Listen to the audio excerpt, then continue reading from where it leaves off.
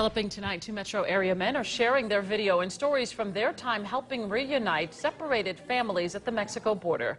This on the same day that Congress held more hearings demanding answers about the children taken from their immigrant parents, and a day after the president threatened a government shutdown unless Congress passes stronger border security. If we don't get border security, I would have no problem doing a shutdown. It's time we had proper border security. With a laughing stock of the world.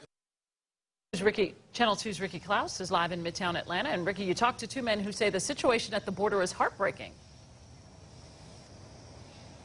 Jovita, the men say it was important for them to show the families dignity. They say helping the families was incredibly frustrating at first, then very rewarding, and ultimately unforgettable.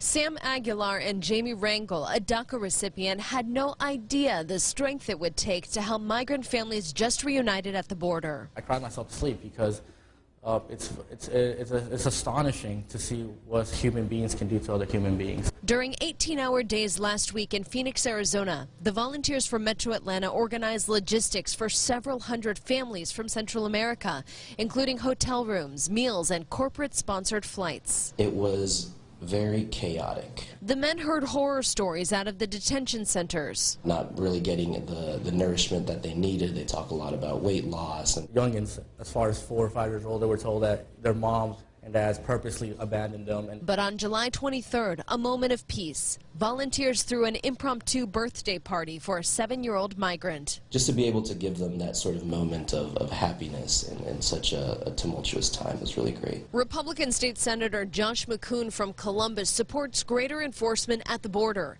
He sponsored a bill to prevent DACA recipients from receiving in-state tuition. Still, McCoon told me families should not be separated. We should not as a country have to choose between acting humanely and acting to protect our borders. The migrants the men helped are expected to stay with family members until their next ICE check-in.